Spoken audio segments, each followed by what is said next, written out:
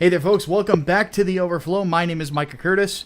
And I'm Alex Baldwin, once again, live from the Hatmobile. Yes. And we are here, of course, to answer the questions from the podcasts that sadly we were not able to get to. So let's go ahead and get straight to it. Hatman, do you have a choice on politics or entertainment, or should I flip the coin that I got here?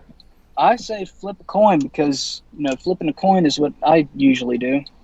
Fair enough. So heads is politics, tails is entertainment. And I dropped the freaking coin. Alright, how did it land?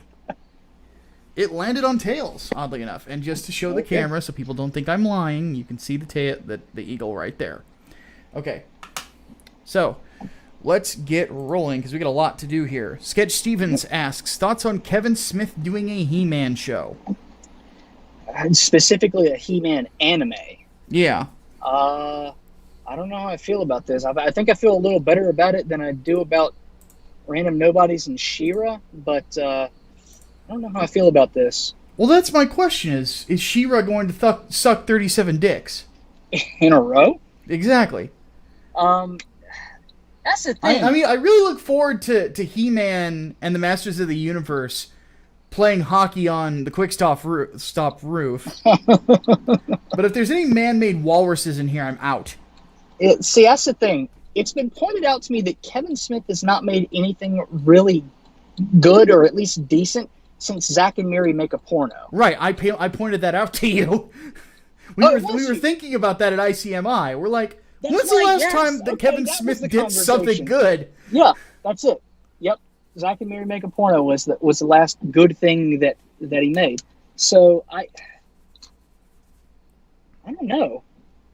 I don't know, man. I don't know how I feel about it. I'm not optimistic. I'm not. Especially since. See, that's the thing. I think, the View is skewed stuff. He's, that's his element. That's what he's good at. That's what's always going to be good when it comes out of him. When it's third party stuff, I don't know. And when's the last third party thing that he did? I know he wrote a couple of comics, but I don't remember which ones. Who did he write? I don't It wasn't know. Batman, was it? He did write a Batman story called The Widening Gyre. He wrote a Superman story, or not a Superman, a Spider-Man book as well that was a 4-issue miniseries that the third and fourth issues were severely delayed. And it retconned Felicia Hardy into being a rape victim. Which a lot of people were ticked off about, but it really, the writing was not bad at all. So. Well. The thing is, nobody likes retcons. Yeah, that is very, very, very true. And the way that I kind of approached them at this point in my life is, if this were an alternate continuity, would I be okay with this story? If the answer is yes, I'm probably overreacting. Yeah. Yeah, that's true. That's true. But I guess it also depends on the visuals, too. Like, what kind of a anime reboot is it going to be? Or is it going to be just anime-inspired? Like, is this going to be... Because anime-inspired could be the 2002 series. Yeah, exactly. That's what I was going to say. Because that series, I actually watched an episode of it halfway recently. Wasn't really that bad. The 2002 series? It really was not that bad. No, that show was really good. I mean, that made Skeletor kind of fucking terrifying. Oh, yeah. And Cam Clark as He-Man? Yes.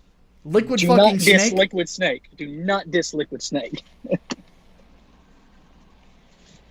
But yeah, that if it's anything like that, I'm for it. But I don't know. I gotta see something first. I gotta see some proof of concept. Yeah, I'm with you on that. At least it's not Cal Arts. Thank God. That is a trend that needs to disappear. It needs to die. It needs to go directly to hell and not pass go and not collect $200. Indeed. Alright, Koopa's Revenge Home asks, are we going to get Astral Chain despite cop-hating SJW retards? I got mine pre-ordered. My next game purchase is Gears 5. I don't know. From what I've seen of Astral Chain, it doesn't really look up my alley. But I believe Platinum Games is working on that. Yeah. So I'm usually okay with what Platinum does, between Bayonetta and Vanquish. I'm all right with it, but it's not like a must-buy for me. I've been hearing actually some really good things about Control, which is one of the games that I said I was interested in 2 E3s ago. And now I'm kind of wanting to pick that up, but also, Gears 5, because Game Pass Ultimate is very kind and will let me have Gears 5 4 days early. Well, that's right. So when would 5 days early be? 4 days early. 4 days early. When would that be? I have no idea. Let's look that up. So September 6th. So September 2nd. Shit, that would be Labor Day weekend. That's this weekend. Oh, hell yes. Dude, I have Game Pass too. Shit! There you go. Oh, I know what I'm doing this weekend. Podcast is canceled. I'm kidding. We are going to have to try to play that together. Hell yeah. I just got to make sure I have a stable fucking internet connection. You'll play at the office. Honestly, I am incredibly tempted to just get a freaking HDMI compatible monitor and just taking my freaking Xbone up there. Do it. I'm seriously considering it. Let's move on to the next question, though. Okay. Crystal Wing asks, do we think Earth Defense Force would be... No, we answered this on the podcast. We don't know... I don't know anything about Earth Defense Force. I can't really answer that question. Yep. Same with me. Sourceman100 asks, question for Hatman, but I can chime in if I want. What is your defense of the MCU Spider-Man supporting cast being INO? I'm assuming he means in name only. Are you referring to like Flash Thompson and I guess MJ and whatnot? See, I hadn't seen Far From Home yet, so I can't speak to that. Let's break it down, because admittedly, part of the reason that they changed as much as they did was because Disney wanted to get permission to use as few characters as possible. So to be able to use certain characters, they had to change a lot of them. Right. That includes Flash Thompson. That includes Liz Sherman. That includes, it couldn't use Mary Jane Watson. Stuff like that. And oddly enough, it fit into what Amy Pascal wanted, which was more quote-unquote diversity. Yeah. Funny thing, diversity didn't come into Venom. You ever notice that? No, it didn't. And here's the interesting thing, and this is something that I had read a bit, is apparently Amy Pascal has a lot of trust in Tom Hardy and does not want to get in his way or in the way of anything that he's associated with. Right. Which is smart, because Amy Pascal, if anything, should just be making sure that they're putting out quality. Don't worry about your social stuff. There are already strong women cooked into comic book characters. They're not hard to find. It's just about elevating them. That's really all you have to do. And I'm hoping that as time goes on, she will continue to learn that lesson. Because who was one of the best characters out of the Venom movie? It was Anne. Everybody loved her, which is good, because in the comics she's a very lovable character. A lot of people were pissed when they killed her off. And legitimately, one of the saddest things. This is spoiler territory for Absolute Carnage, so plug your ears if you don't like spoilers, folks. When Eddie finds out that this is probably the most heartbreaking part of issue 1. Eddie finds out that Carnage might have desecrated Anne's body. Ooh, that hurt to read. You feel for Eddie there. He still loves her. That just, that hurts. But anyway, so let's talk about this. Let's break it down character by character. So Aunt May, younger, obviously a MILF. Yeah. Well, assuming she ever had children. But that it makes sense because but she's still in character, still the doting aunt. yes, She still plays the same role. It's Yeah. just younger. yeah. She's a proper aunt as opposed to like a great aunt, basically. Yeah. So, and I think Marissa Tomei is really good in the role. At least I from think so too. from of Homecoming. what I've seen. Yeah. So Homecoming and Civil War, of course. Yeah. Who's next? Liz became biracial. Yep. Oddly enough, Betty Brant became blonde. And she's Yep. only in it briefly. Yeah, just basically a name drop. Yeah. Flash Thompson is a jockey douche. That's the thing. But instead of being a jockey douche in a normal high school, they're actually at a school for the gifted. He's like a nerdy douche now. Yeah, nerd. If if it's possible to be a nerdy jock, that's what he is. Yeah, I don't understand it. It's a weird decision. Like, the race flip doesn't really matter that much to me, to be honest with you. Like, because Flash Thompson didn't have much relevance in the comics for a long time, up until they made him Venom. Yeah, up until Agent Venom is when, he finally. But even then, like you're not going to get, or at least you're not going to see this iteration of Flash Thompson as someone who would willingly join the military, any branch of the military. Yeah, that's like, one weird thing about it. No, this is like, not unless he went like military intelligence. I got it. This is Bobby Fischer, Flash Thompson. He's a fucking dickhead to your average person, but he's like super fucking smart and for the most part sort of keeps to himself, but he thinks he's better than everybody else. Yeah, that's it's a good Bobby way to put fucking it. Fischer. That's a pretty good way to put it. I would think he's probably the most radical change without being a completely different character. Yeah. Like, why the fuck would they even call him Flash at this point? Yeah. Even that name doesn't quite fit. Yeah, as I say, the Flash came from the fact that he was a football star. Mm-hmm. So, then again, maybe that school has a football team, and we just don't know about it.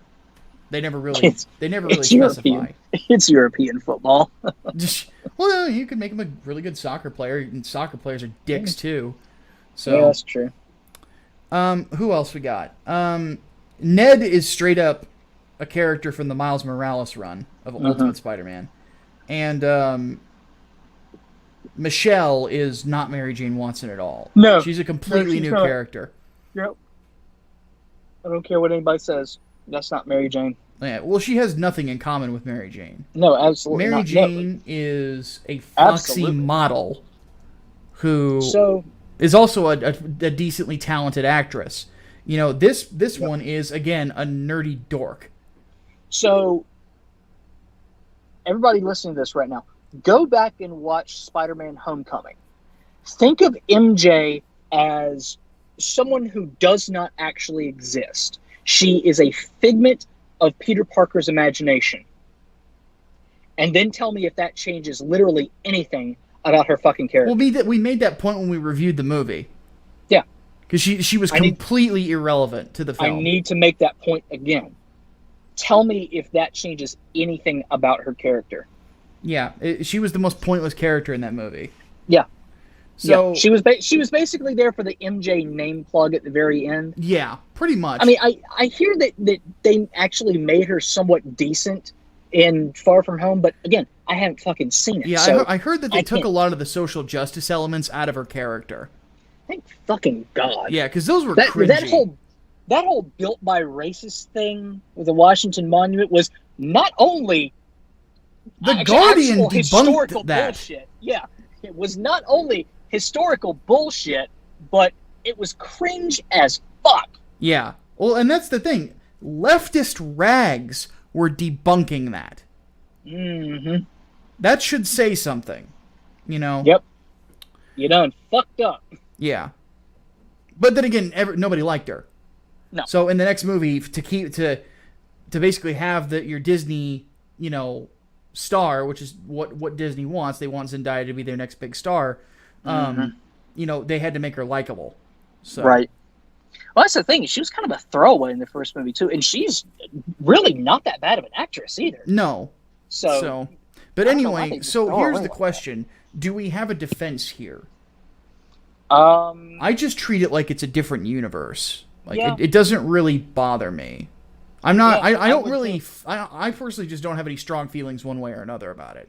It bothers me less than Andrew Garfield's iteration of Peter Parker, wherein he was the nerd, but he was like the cool nerd. He was the nerd that everybody looked up to, which is bullshit because that's a massive part of Peter Parker's character, that he's a social outcast. Yeah.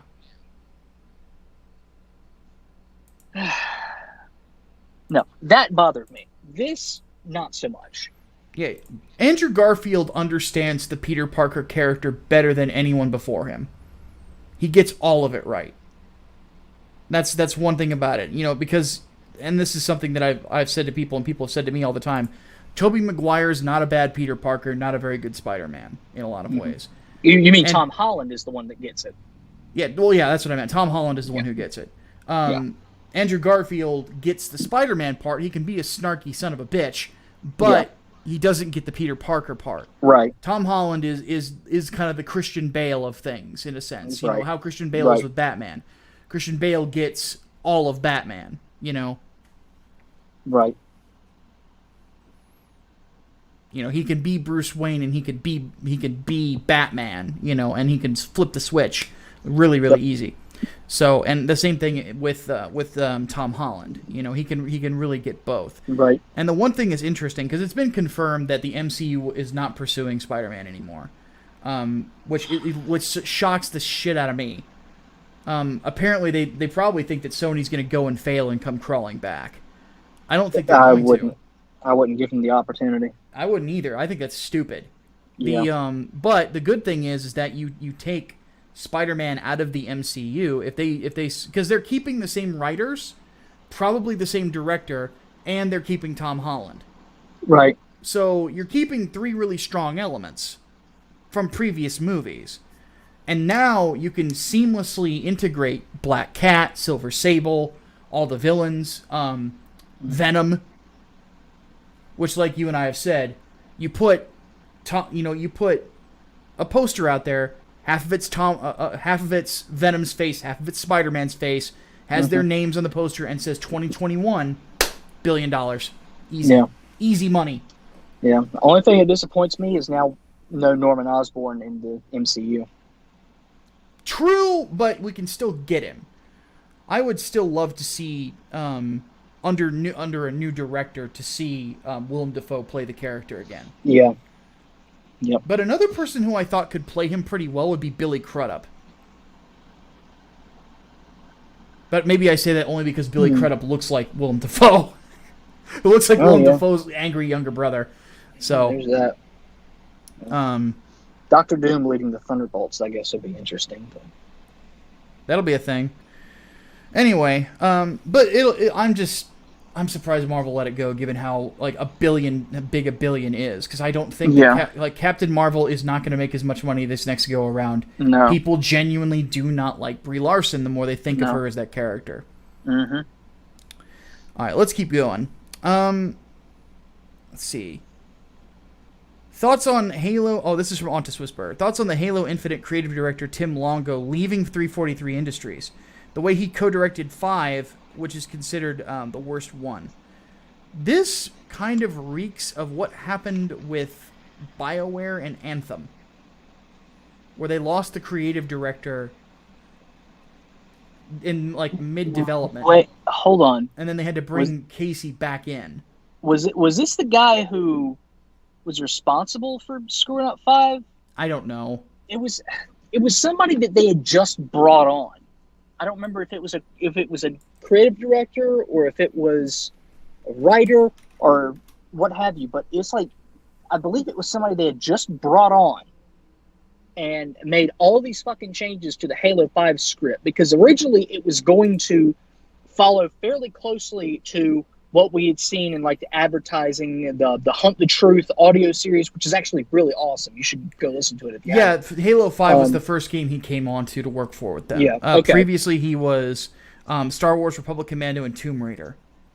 Okay, maybe that's the guy that I'm thinking of then. But yeah, because they came on and everything changed. But they were already too far in with the marketing campaign to change anything up there. And that's why it was so disjointed compared to what we actually got in the fucking game. Well, not to mention, I still think that game was way too ambitious. It introduced too many new characters. I don't think it was just too ambitious. I think the problem is it didn't know what it wanted to do. There's that too. It was Halo 4 had such a good ending to it, and then you cheapen it with Halo 5, which just made no goddamn sense fucking at all.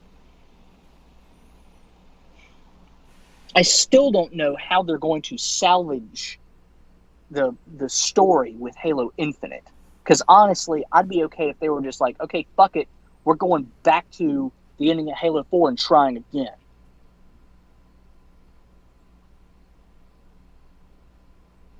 But if kicking this dude means we're going to get a better story, I'm for it. Fuck it. Fair enough.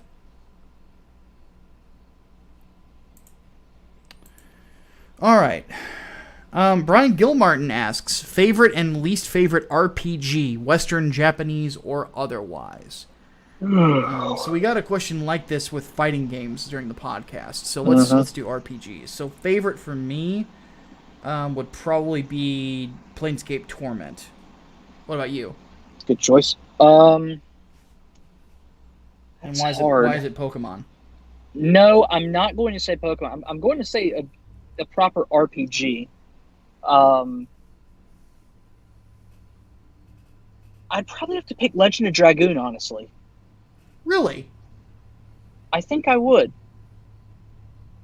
I was kind of late getting to it, but honestly, it was every bit as good as everyone told me it was. Fair enough. I've never played it, so. Oh, it's great. It's great. It has a kind of different battle system too. Mm-hmm. You might like it. I might actually have a copy of it lying around somewhere. I've just never played it. I just don't have the time. I've got a Japanese copy of it on my shelf for some inexplicable reason. I don't know how I got it. I don't know anyone who may have left it with me at any point in time. It just exists on my game shelf for no reason whatsoever. Holy crap. We've made $1,000 on Englewood in the last 2 days. I just realized that. Hey, keep backing Englewood, everybody. Yes, it's by the time you see this, it's in on demand. You can still get a copy. And remember, this campaign is the only way you are going to get a physical copy of issue number 1. Yes. As of right now.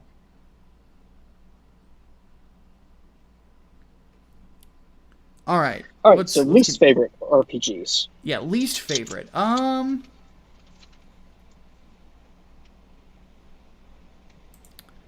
So we're going to go back to the days when I was married.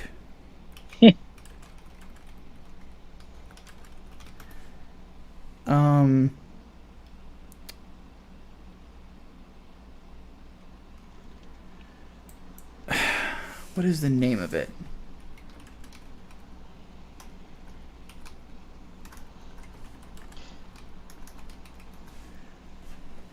I'm gonna look it up real quick. All right. While I'm looking it up, you go ahead with yours. Okay. Mine, Final Fantasy III. I don't mean the SNES Final Fantasy III. I mean the proper Final Fantasy III. I was about to say. Specifically the one I played on the DS when they remade it in 3D. That game is responsible for a lot of dents in my wall from throwing my fucking 3DS at it. A lot of time spent grinding for basically nothing.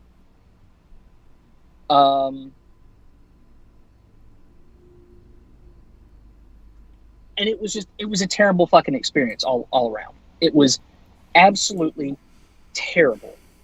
I got all the way up to the final boss and didn't realize, like what happened with most boss fights, I was severely underleveled. That game, I can't stand it. And on top of that, you have limited Phoenix Downs too. Why? Yeah, that's weird. No. Do not want to hell with that game. That is also a major reason why I don't like any Final Fantasy game. Any? Except for Tactics Advance. But that is not a proper Final Fantasy game. I'll say Tactics games are awesome. Specifically, well, the first Tactics is incredible. Yeah. Well, I grew up playing Shining Force, so anything with that kind of a tactical battle system, I'm going to love. I mean, that's why I like Fire Emblem so much. Mm-hmm. All right. So my pick is a game, oddly enough, from Software. Oh? Called Enchanted Arms. Sounds vaguely familiar. Yeah. And I want to just paint this picture for you. Well,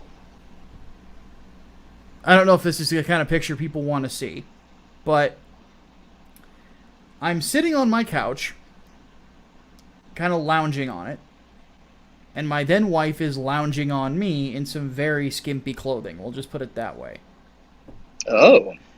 And I am playing, and by the way, my ex-wife, even though she is an evil, manipulative harlot, was very beautiful. So, I had this beautiful woman, scantily clad, basically laying on top of me, relaxing, in this nice, cool living room, and our cat is, like, on my feet, if I remember right. And I'm playing a video game. I should have been in heaven. I was not, because of Enchanted Arms. It was just this jank-ass freaking strategy RPG that had some of the dumbest characters ever.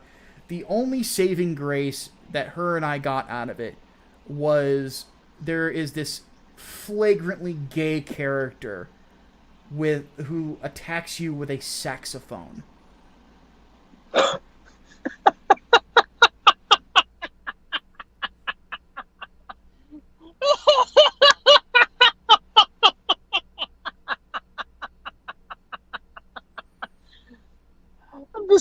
I'm just imagining fucking epic sax guy, but with rainbow flags coming out the fucking end of his saxophone.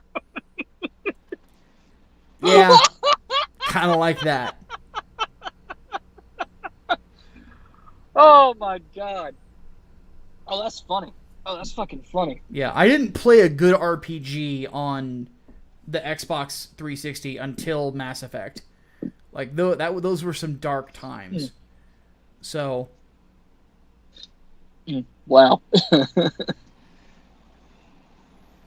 Oh, wow. No, there was a point that day, because she was the one who wanted it, but she wanted me to play it.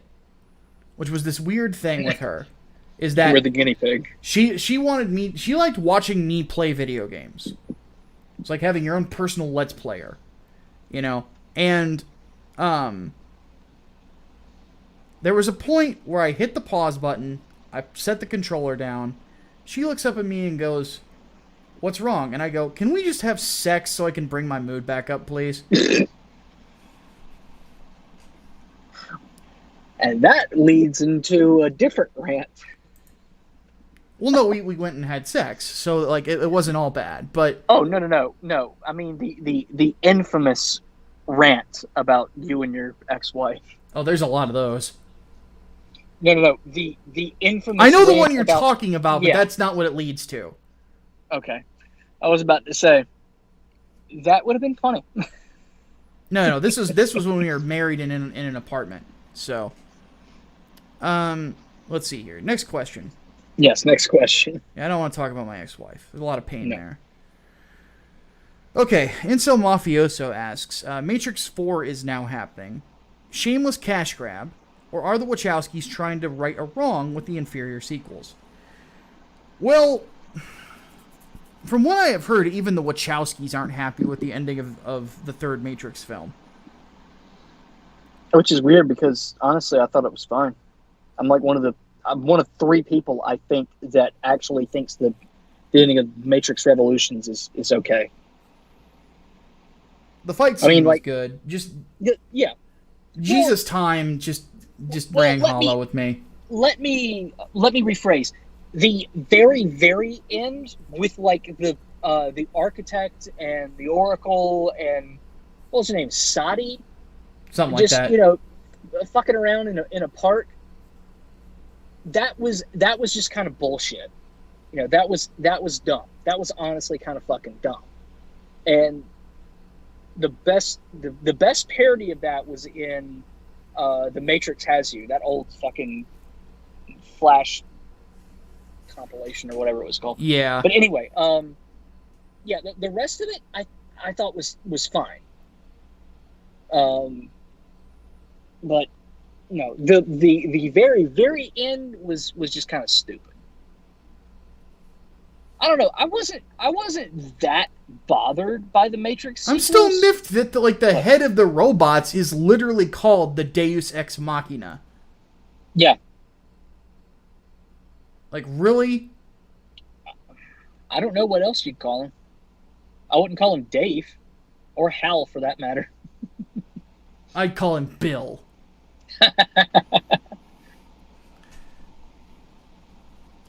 But anyway, to answer the question, I think it's a cash grab. I don't think it's a cash grab, and I don't think it's a way to wrap up the Matrix. I think it's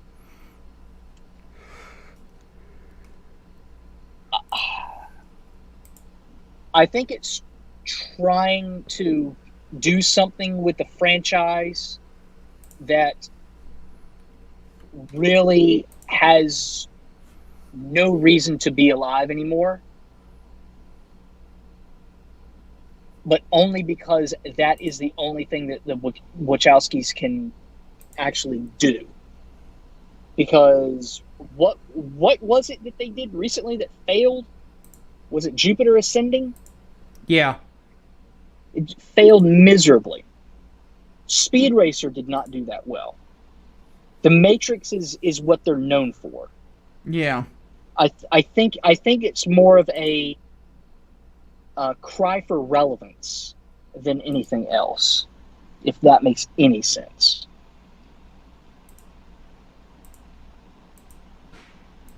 And I'm going to call it now. I think this one is going to suck. I think it's going to suck way, way worse. How in the hell they can bring Carrie-Anne Moss and Keanu Reeves back is beyond fucking me. Like the 2 characters that are dead are the ones that are announced for sure as coming back. Yeah. Beats the fuck out of me. Well, and here's what's really kicker with the Wachowskis. The last thing I can remember that they tried to do was Sense8. And that didn't go anywhere either. That's right. You had the Wachowskis and J. Michael Straczynski, JMS. and it went nowhere. Yep. Well, that's the thing. Apparently, that was really, really hit or miss for people. Like you either really, really loved it, or you fucking couldn't stand it. A lot of people. There was transgender stuff just kind of thrown into it, and a lot of people couldn't get behind it. I don't think Hollywood understands how little people are comfortable with transgenderism. Especially since and it's nothing against people who are, but it's your just person doesn't fucking understand it. Yeah. Well, not only don't understand it, but we all have boundaries, and the problem with transgenderism is that you are expecting people with these boundaries to give them up for you. Yeah. And it has nothing to do with what you want to do to your own body. It has everything to do with your inability to respect the space of other human beings. Right. I'm about to say, I think if a character was just trans and you didn't like have a deep dive into it, I think that'd be more readily accepted by the general public. But Hollywood is not willing to do that. No, They have to beat everyone over the head with it. It's not just Hollywood. It's just a problem with writing in general. And a lot of this comes from your critical theory and social justice types that are saying, well, if you have, a character of a marginalized background, they have to engage with their status as a marginalized person. Yeah. And it basically just becomes tokenism at that point. And it's fucking retarded. It's stupid. It stunts creative freedom.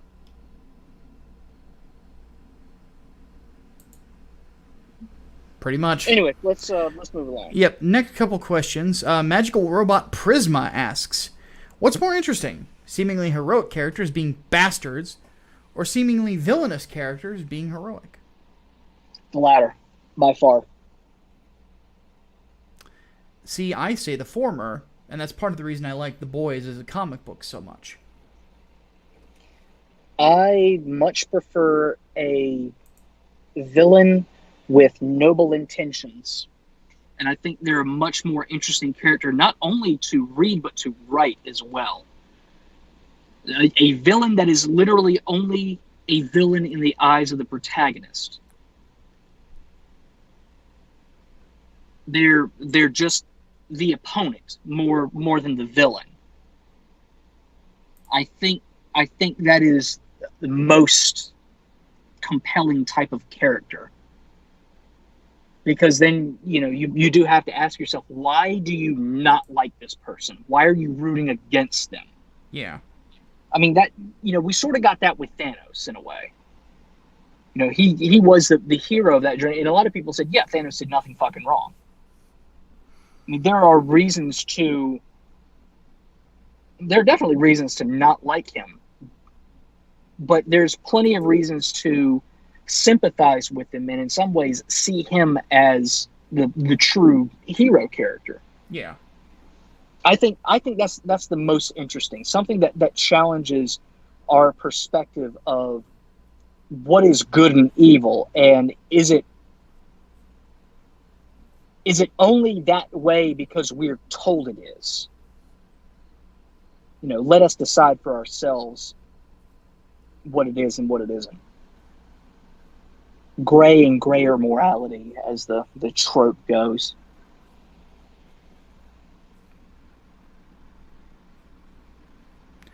Final question for entertainment. Will Geary asks, even if they weren't woke, do you think the MCU can survive without their two biggest stars for long? No. No, I don't think so either. No. Fantastic Four and X-Men are going to have to be huge hits. It looks like right now they're moving more into TV, I guess, to mitigate the damage that they see coming from not having... Well, now it's 3. From not having Iron Man, Captain America, or Spider-Man.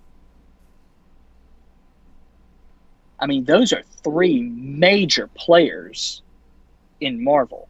Yeah. And they are just wiped now. And their plans for other major players are either non-existent or not really being received that well.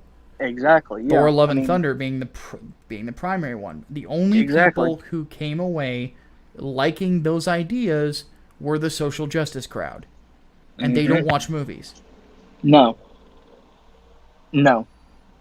Disney is making an assumption that girl power is going to sell. Yeah, I do have high hopes for the Black Panther sequel. Yeah, that'll probably be good. And for Doctor Strange and the Multiverse of Madness. That'll be interesting. I think those are going to be your big ones going forward. And honestly, an MCU around Black Panther, I'd be okay with. I think I'd be okay with that.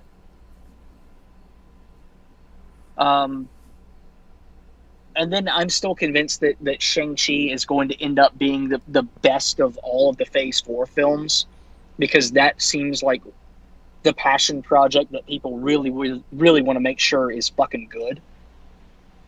Even though he's like a fucking D-lister. Yeah.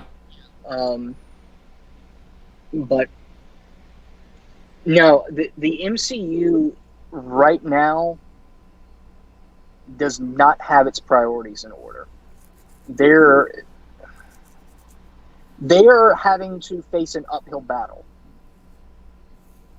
for really the first time since the outset. And it's not going to be easy. There's a lot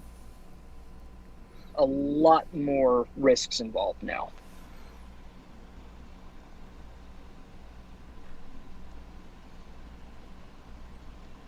And honestly, I don't think they're going to do it. I don't think so either. So, Endgame is a good endpoint. Pretty much. All right, let's move on to politics. All right. Duke of Tumwater says, why is Nazism/fascism the only totalitarian ideology that leftists want to censor? Because it's the one they don't agree with. It's the one that they don't agree with, and it's the one that can easily be brought back around to all of your various isms. Whereas leftist totalitarianism, i.e. communism, that's not as easily written off, especially since they're all in on that anyway. But you don't typically see that tied back to racism or any form of racial supremacy. I mean, you do have it militant atheism, but yeah. Yeah. Autist Whisperer asks, thoughts on the back and forth between the Babylon Bee and Snopes? I think Snopes are either stupid or purposely misrepresented that satire site. No, they're idiots.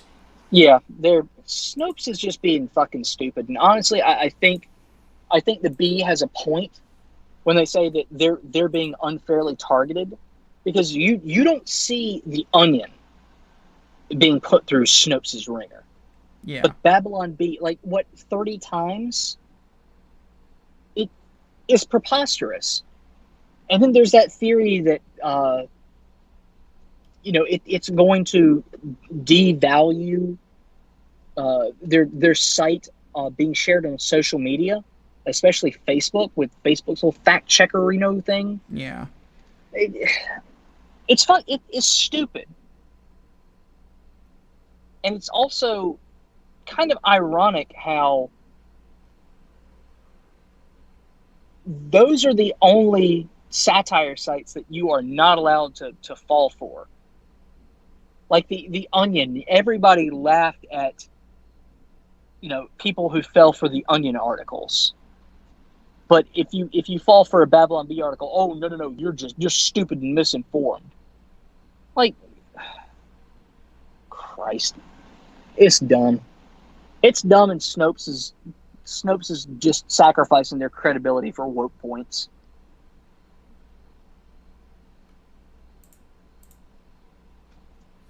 I do not disagree. Diego Camacho asks, I know you don't want to talk about Epstein's death, wink wink, until more info comes up, but do you think it will make people more accepting of conspiracy theories? God, I hope not.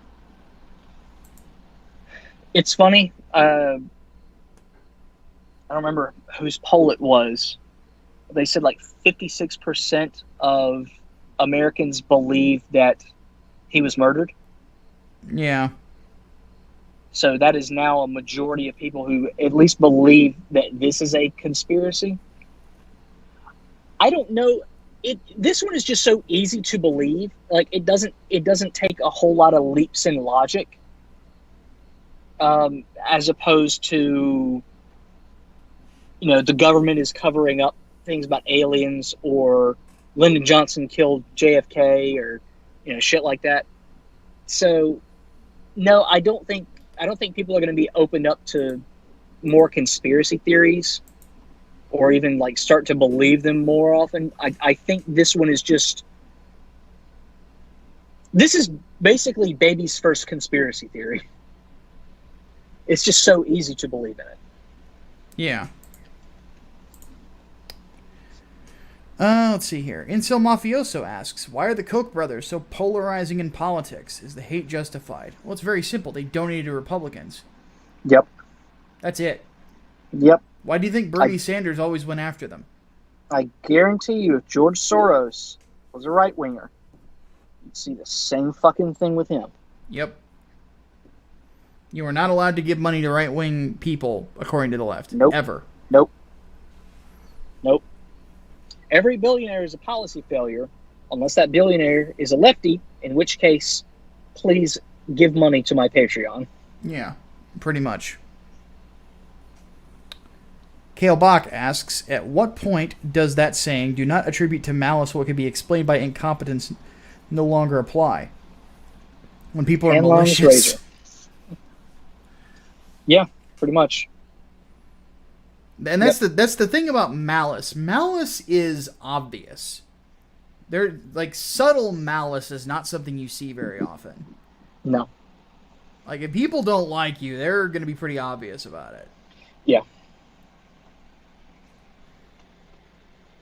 You know, there's very few people that are just that kind of fucking evil in this world, where they can be around people they hate to try to promote a greater evil. You know, like, and one of the few people that I know that is like that is Richard Spencer. Richard Spencer is that kind of evil. You know? I would also say on the flip side that Hillary Clinton comes across as that kind of evil too. You know, there's a fakeness to them. And that's, you can kind of see that there's malice beneath the surface. A lot of it. Yeah. Yeah. And when you peel back the layers of them, like, you start to see it. Like, Hillary Clinton is infamous for being a nasty human being. Richard Spencer, of course, as we know, is a wife beater. You know? A wife beater pushed by CNN. The citation needed network. Oh, man. Fuck them both. Oh, yeah. Big time fuck them. Fuck them.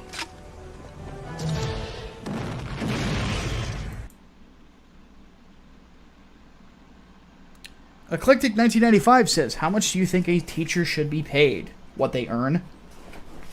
A teacher? Yes. More than what they're being fucking paid now. I am of the opinion that education needs to be privatized, which is why I say so, what they earn. I think so too. Only problem is what is that number? I think average teacher salary in North Carolina is between $38,000 and $45,000 a year. Yeah. Honestly, I'd bump that up. I would never artificially inflate something like that. I would like for there to be at a point where education was enough of a commodity where a teacher could make 45, 50, 55, 60 grand a year. Right. I think it should be bumped up, if only because, one, right now, at least in my state, speaking, my state, from the perspective of someone who was once pursuing a teacher's license, there is more of an incentive to get into teaching, because remember, this is not just a 9-to-5 job. You do have to work from home a lot of times. There's a calling. Papers and whatnot. Yes, there is, yes, but there needs to be some incentive for it too, aside from just, I have a calling to teach people.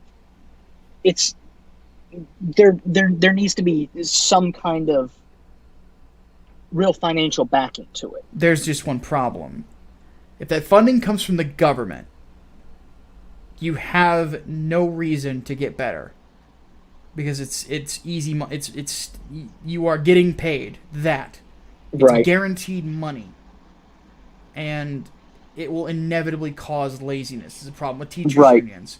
And that's sort of what No Child Left Behind was trying to solve, and did not freaking but work. It failed horribly. because it was kind of backwards, how they planned to address the problem. Schools that were failing ended up losing federal funds, which ended up making some of those schools fail even more. It's not an easily solvable problem. Like, I'm with you. I think a big solution would be to privatize it, but at the same time, there does need to be more assistance as far as making sure that we're having teachers readily available, more and more of them entering the program, not just, people like me who are dropping out because, one, there's no money there, and two, because Common Core is a fucking bitch that... Well, that's why you get rid of the districts and you create a voucher system. Yes. Yes, and yes. Absolutely. There needs to be competition. Has to. Yes. Or else nobody gets better. There's no incentives there. I totally agree with you on that one. Yep. With where I'm in insurance. I mean, there's incentive for me to get better and to put out the best that I can put out. Comic books are the exact same way. I have made some cool friends this last year, man. But at the same time, I'm also competing with them. Yep. That's true. Because at the end of the day, I am friends with Richard C. Meyer. But Englewood and Jawbreaker's God King came out around the same time on Indiegogo. And it was very hard for me to convince people to buy both. Right. Because that's all I can really ask for. Because it's not easy to compete with the bigger brand. Richard's a bigger brand. Ethan's a bigger brand. Right. But that's, you have to get better. What do I have to do with Englewood to sell better? Because this campaign, I am thinking with the way Englewood is picking up again, we might make 10, maybe 15, hopefully 20,000 on this. I want 3 nights, 4 days to be close to 50,000. And I want, when Project Lazarus hits, to be 100,000. I want to have that kind of growth in a year's time. And here's what I have to do, and this is where my confidence is. I have a feeling all 331 backers who got a copy of Englewood, or more than one copy, that they are walking away. Once they read it, they go, holy shit, I have to have this next book that this guy writes. And they will. I have no doubt of that. I have nothing against the other people in Comicsgate, but I am, except for Chuck Dixon, I am pretty confident in walking in and saying I am the best writer. I'm very confident in saying that. It's nothing against anybody else, but I have no doubt that I am the best. Right. But I have to prove it. There you go. All right. But yeah, that's my thing with education. If there is no competition, there is no reason for growth. If there's no reason for growth, it never gets better. Right. Our current methods are bad. I would like for teachers to make more, but there's a reason that I see private teachers, like my former in-laws were both private teachers. They made upwards of 70, 80 grand a year. Yeah, my cousins are. Yeah. My cousins are too. They money they in went private from institutions. They went from public schools to private schools because public schools were so damn restrictive on them. Yep. And they couldn't help students that way. Yep, exactly. Standardization is more of a curse than it is a fucking blessing. Yeah. I'll say that much. And all the time I've spent in education. And this is one thing that I hate to give my in-laws a point here, but they weren't wrong when they said, they told me one day, they said, the only reason that you are not, you didn't suffer from public education is because you're just smarter than a lot of other people. Mm-hmm. She's like, you had, because my former mother-in-law had read The Bell Curve. She's like, you're just naturally smarter. It's probably a genetic gift. She's like, some people just have it. She's like, you're probably a lot smarter than a lot of other people who went to public school. And she's like, even then, you benefited from the fact that you went to a small town with really smart people teaching there who were willing to go against the curriculum. Because I had read things that other schools were not letting people read, like Nietzsche, like Orwell, stuff like that. Right. So, yeah. Right. I mean, Same way. Except in my, at least my immediate case, it was my sister. My sister suffered greatly through public school, whereas I was in private school for my early years. My sister was in public school, and she learned basically nothing. She was very, very far behind by the time she went to a private middle school. And I blame public education system and No Child Left Behind for that. Yeah. I mean, when a teacher is asking the class how she looks today and focuses on that for like the first 30 minutes, something is not fucking wrong, and that teacher needs to be ousted. Yep. All right. Sketch Stevens wants to know thoughts on Eisenhower. I like him. Yeah, I got no opinion aside from that, really. And finally, interesting that he was the one who talked about the military-industrial complex before anybody else. It's probably worth your time to go back and watch that farewell speech of his. Very interesting. And then finally, Hank Hill asks, with Ireland's recent push towards secularism and the progressive politics, do we think that it will cause people in the future to embrace groups like the IRA out of nostalgia? I wouldn't go that far. No, I don't think so either, because the thing about progressivism is it's big government, and they you know, the EU and stuff like that, like, they're not going to embrace the IRA. The IRA were a revolutionary terrorist group. Yeah. You know, their goal was to break away from Britain. From, you know, and so on and so forth, you know, and to get Northern Ireland back. Mm-hmm. Yeah, I don't think you're going to have. You might see some people doing it, but I don't think there's going to be enough to make a difference, because most people are smart enough to know that you do not fight extremism with extremism. Yeah. Pretty much.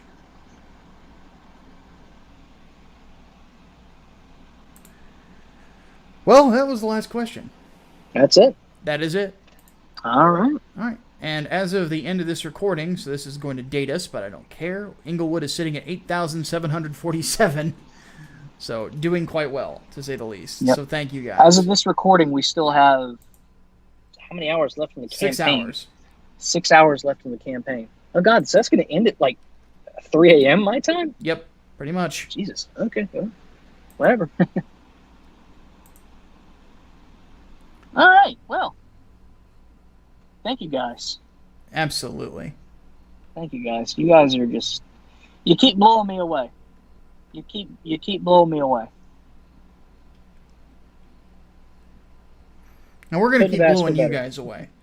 Just so you know. Because now that we're done recording this, I'm going to eat, and then I'm going to start writing, you know, 3 nights, 4 days. Well, finish writing, hopefully. Living the dream.